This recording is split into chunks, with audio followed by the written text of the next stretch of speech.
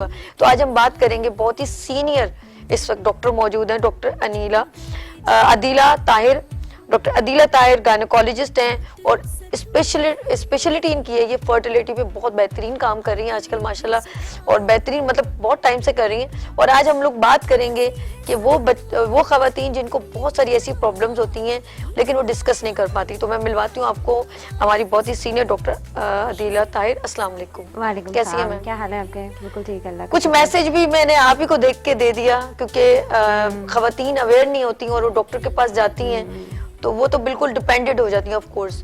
तो डॉक्टर्स कुछ मिसहैप भी नहीं करते, ज्यादातर नॉलेज नहीं लेते, उस खवातीन की पूरी डिटेल लेनी चाहिए कि नहीं? बिल्कुल लेनी चाहिए। बगैर हिस्ट्री टेकिंग के तो आप पेशेंट का डायग्नोसिस ही नहीं बना सकते। हमारी मेडिकल लैंग्वेज में कहते हैं कि 70% डायग्नोसिस हिस्ट्री एग्जामिनेशन पे बन जाता है। तो उसका मतलब ये है कि डॉक्टर मतलब इतना थॉरली उसको इन्वेस्टिगेट करे कि उसको उसकी रिपोर्ट्स की जरूरत ही ना पड़े।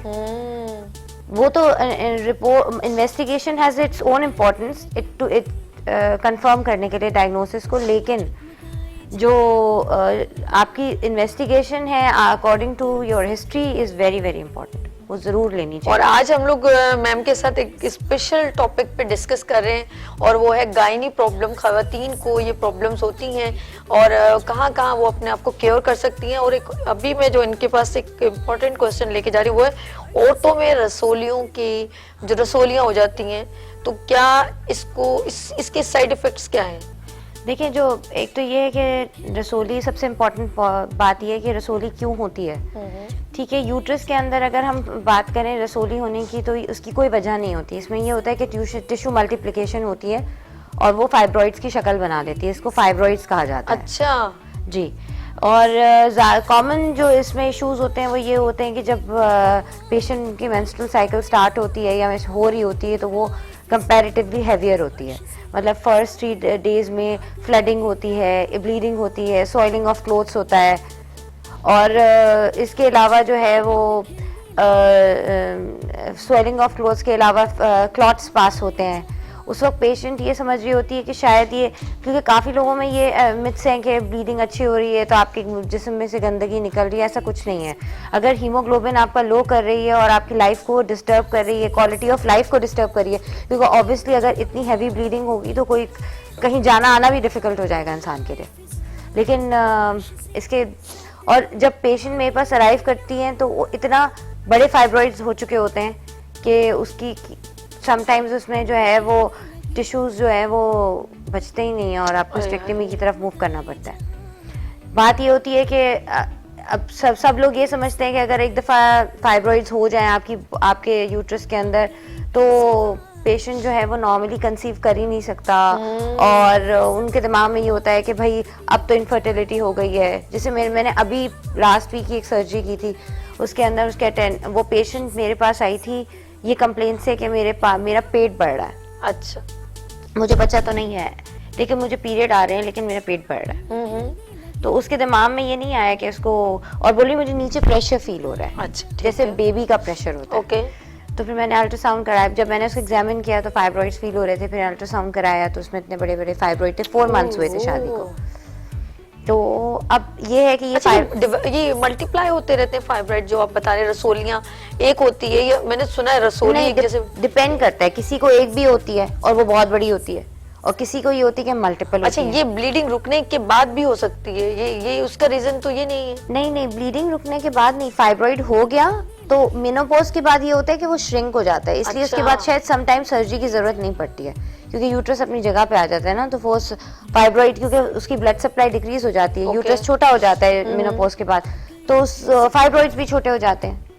लेकिन अगर वो रिप्रोडक्टिव एज में है, जैसे उसको मेंसेस आ रहे हैं, तो वो हैवियर होंगे। अब डिपेंड करेगा उस पे भी फाइब्रॉइड की लोकेशन किधर है।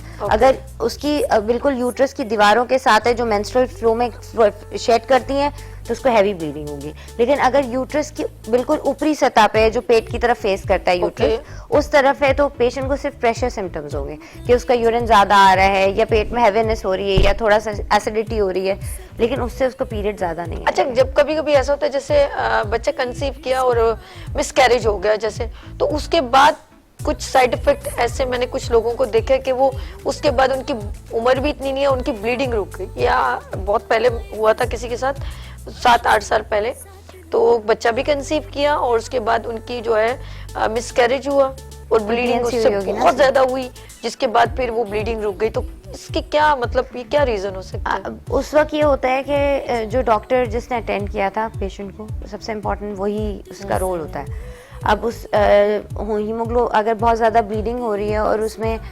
डॉक्टर एक्सपीरियंस नहीं है, उनको नहीं समझ आया, उन्होंने एक्सेसिव जैसे उन्होंने बल्कि एक्सेस टैबलेट दे दी कि और हो कि ये और मजीद तुम्हारे क्लीन हो जाए, तो वो इतना ही क्लीन हो गया कि वो बहुत ज्यादा ब्लीडिंग हो। नहीं, क्लीन होने से मेडिसिन से तो नहीं होता, लेकिन अगर आपने इंस्ट्रूमेंटेशन की है, डीएनसी की है, डीएनई जो डायलेटेशन एंड इवैक्यूएशन आपने उसको इंस्ट्रूमेंट से निकाला है, तो समटाइम्स क्या होता है कि आप जैसे ज्यादा खुरच देते हैं, ओए, इतना ज्यादा खुरच देते हैं कि उसकी जो नॉर्मल लाइनिंग मेंस्ट्रुअल फ्लो में जो लाइनिंग होती है ना, वो लाइनिंग पूरी निकल जाती है। जब वो निकल जाती है तो फिर तो डेफिनेटली वो यूट्रस की वो लाइनिंग जो मेंसेस में शेड होती है वही नहीं होगी, तो मेंसेस कैसे आएंगे? पेशेंट को हार्मोनल डिस्टर्बेंसेस अगर आप उनकी हार्मोन प्रोफाइल कराएं वो बिल्कुल नॉर्मल होगी, लेकिन जब आप उसका एक होता है स्टेरोसल्पेंजोग्राम होता है और 3D अल्ट्रासाउंड होता है, तो उसमें आपको पता चलता है कि पेशेंट को एशरमैन सिंड्रोम हो गया है, अंदर सारे एडिशंस बन गए, अंदर सारी चीज़ें एक दूसरे से चिपक गई हैं, यूट्रस की लाइनिंग्स चिपक गई हैं, और अंदर जो लाइनिंग जिसके अंदर जो पीरियड्स में शेड होती थी, जिसको एंडोमेट्रियम बोलते हैं, वो एंडोमेट्रियम पूरी खराब हो गई है। ओहो, जब वो खराब हो जाएगी तो पेशेंट को नहीं आएंगे। आप देखिएगा टिपिकल हिस्ट्री होती है इसकी, पेशेंट बहुत हैवीली ब्लीड करके आया, फिर वो ओटी में गया, उसकी क्यूरेटाज हुआ, क्यूरेटाज अच्छा, होकर एग निकला। बनना और पीरियड्स होना, ये दोनों क्या बहुत जरूरी होते हैं बेबी कंसीव करने के लिए? डेफिनेटली, अगर जब तक एग नहीं बनेगा तो बेबी कैसे कंसीव होगा? Okay. अब उसमें भी देखें, तीनों चीजें चाहिए होती हैं आपको।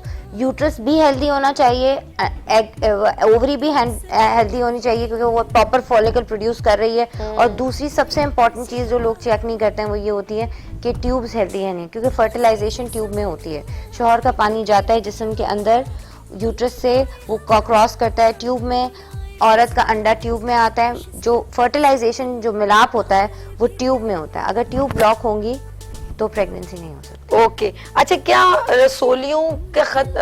रसोलियों से जो ब्लीडिंग अगर ज्यादा हो जाए तो इसके क्या साइड इफेक्ट होते हैं और हम इससे कैसे क्योर कर सकते हैं? देखिए, जो सबसे ज्यादा कॉमन साइड इफेक्ट है वो ये है कि ऑब्वियसली जब आपको पीरियड आ रहा है, देखिए पीरियड में नॉर्मल ब्लड फ्लो जो हम कहते हैं ना कि इतना ब्लड फ्लो होना चाहिए, दैट इज 80 ml।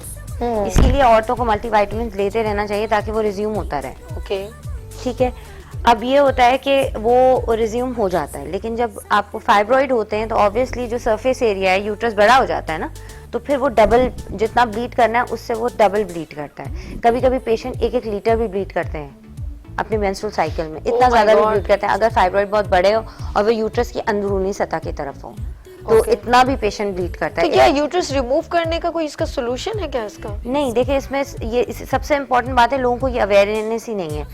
आजकल तो यूट्राइन कंजर्वेटिव सर्जरीज बहुत ज़्यादा हो रही हैं। हम लोग यूट्रस में से वो फाइब्रॉइड को रिमूव कर देते हैं और यूट्रस अपनी जगह रहता है।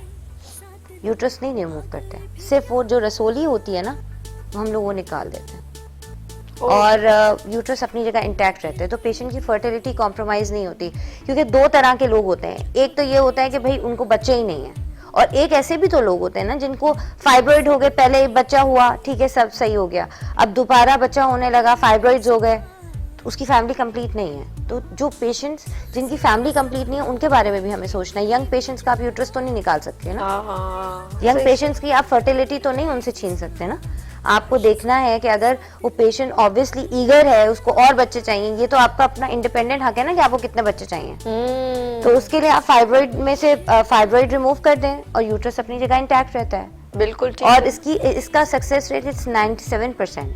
सिर्फ 3% होता है कि अगर बहुत एक्सेसिव हैमरेज हो गया, बहुत ज्यादा ब्लीडिंग हो गई ऑपरेशन के दौरान कि हमें हिस्टेक्टमी करनी पड़ी, तो वो एक होता है कि यूट्रस निकाल दिया। अदरवाइज 97% सक्सेस रेट होता है बायोमेक्टमीज का। और आपसे मायोमा यानी फाइब्रॉइड निकाल दें और यूट्रस अपनी जगह इंटैक्ट रहेगा और पेशेंट्स के बाद कंसीव भी करते हैं। और मेरे पास मैंने कितने पेशेंट्स हैं जिनका फाइब्रॉइड निकाला है, उसके बाद उसकी प्रेगनेंसी हुई है और प्रेगनेंसी में उनको सी सेक्शन या नॉर्मल डिलीवरीज भी कराई। क्या बात है। अच्छा जी, डॉक्टर साहिबा ने तो माशाल्लाह she is a very senior doctor Adeela Tahir. और नाज़रीन, हमारी तमाम खवातीन इस वक्त प्रोग्राम ऑफ कोर्स सुबह के टाइम पे तो ज़्यादातर morning show good morning with सभी जो है वो ज़्यादा से ज़्यादा खवातीन देखती हैं। और वो खवातीन जो आफ्टर डिलीवरी बहुत ज़्यादा जो उनकी कैल्शियम डेफिशिएंसी हो गई है या खून की कमी हो गई है, तो वो हमें कॉल कर सकती हैं। मैं मौजूद हैं और शी इज़ अ गायनोकोलॉजिस्ट और आप इनसे क्वेश्चन भी कर सकती हैं।